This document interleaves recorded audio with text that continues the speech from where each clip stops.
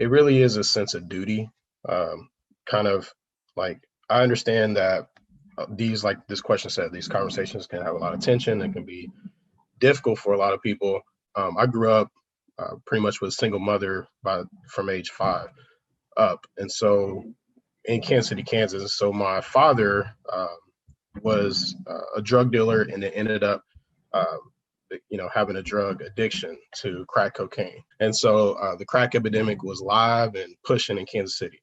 And so that affected a lot of people disproportionately of color and socioeconomic statuses. So my father, along with a lot of other people that we grew up, were affected by that. And he actually was shot and killed by a police officer when I was 5. So that police officer was white. He was a male. And it never really was explained to me kind of the whole details. It was just more of that person killed your father. So I kind of grew up with a complex of having an issue with authority and having an issue with white authority, and really, really having an issue with police. Did not like them. And you can understand why. I'm a 5-year-old Black kid growing up, and a police officer took my father. So it's very personal. And I feel like, when I think about empathy, it's very, very easy for me to put myself in other people's shoes, even showing up at a call as a police officer, in uniform, and having someone feel very, very uncomfortable. And I'm like, oh, I know exactly what you feel like. Probably more. I know exactly that feeling of tension, that feeling of fear, that feeling of everything. And so for me, it's like a sense of duty. Like I said, I look forward to being in these conversations with people, to answer questions, to be, like I said, like a barrier. And I'm always looking for progress, but that's not always what I expect. The best thing I can get out of sometimes just people having an ear and people willing to listen. For somebody just to listen to another person of color, another person of face, perspective on something, that means a lot to me. And I think having the opportunity and people feeling comfortable, that means a lot. What is it like to be a part of this conversation? I was nervous. I think, just afraid to say the wrong things, to say it the wrong way, especially with all that's happened in the last year in our country, and the tension, the race tensions, and, just not wanting to say the wrong thing, but knowing that my heart is in the right place and my head is in the right place, but not wanting to offend anyone. I think after this, I'll be more comfortable having conversations, because you guys have extended grace at the beginning and said, we're not here to judge you, Shelley. We're just here to have a conversation and how to make the system that we all work in, systems, better. I always believe that people have the best in their heart for the people that they work with. And I think I've been a little dismayed over my course of 27 years in the probation field that there are inherent biases that people have that they're not aware of. And the only way that I'm starting to figure that out is with data. And so when you look at data and you look at how different subsets of our culture are interacted with, how they're handled in the system, it tells the picture, I think. And so it's important that we have these conversations so that people become aware of their inherent biases, and also that we are, striving to overcome those, whatever those may be. For me, conversations like this in this setting, where I know that everybody is on board and welcome with talking about this subject, I'm glad to do it. I'm happy to be involved with it. So, but that's completely different than like walking into a conversation at like my place of business, like at Ogden, like we're at the community center, where we did have several people who had way different points of view than maybe I did. And I find myself completely off guard, and I had a really hard time speaking up.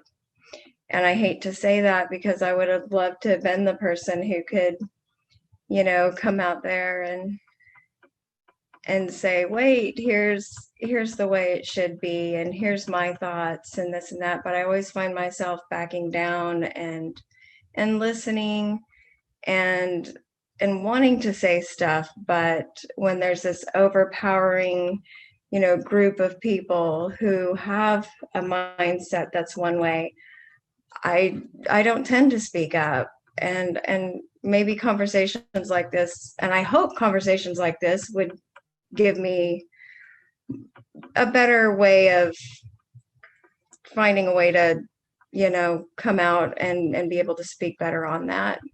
And I hope it does. And not just me, but everybody, to find their voice, to give their opinions and hold better conversations and not just let racism take over. Well, I have yet to have a conversation with this level of like maturity with people, because most of my conversations about race is usually taking place at like school, which is probably not the best place to talk about it, because people are still learning.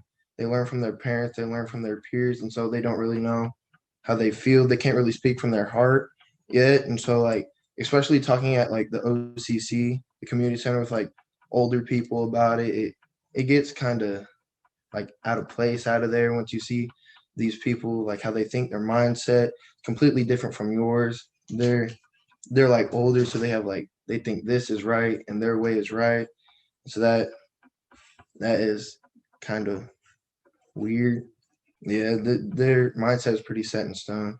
On mine, I'm like, I know what's good and what's right, and that's what I think, and they have what they think is good and right. I appreciate each one of you all for, sharing, because these conversations can be challenging. As Diego mentioned, trying to go into the school and talk about it with friends, or even going to the community center, or people at the job, as Shelly had mentioned, or as Tyrone had mentioned from his personal story.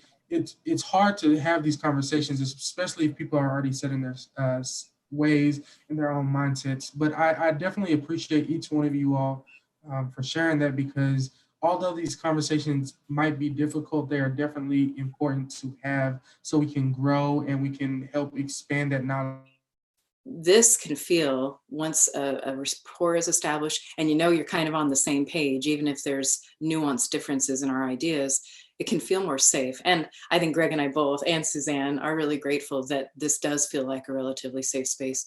But I very much appreciate and relate to what it's like to be in it, the community more broadly, and to know that there's a lot of volatility around issues, specifically issues of race and racial justice, and to not feel like it's safe. It's safe to be vulnerable and to take the risk, right? And risk can look like a lot of different things. I mean, I'm thinking like, there's a professional risk, for instance, like in the instance of you, Tyrone and Shelley, to come and to take part in this dialogue.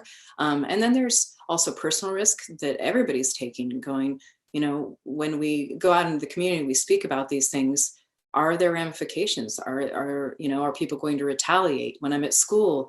If I try to have this conversation or call, a teacher out or another student out, how are people going to react? No matter what our views are, if we're set in stone and we just refuse to really hear other people, and as you said, Tyrone, to really understand people's stories and to empathize and to listen, well, then there's just no change that can happen there.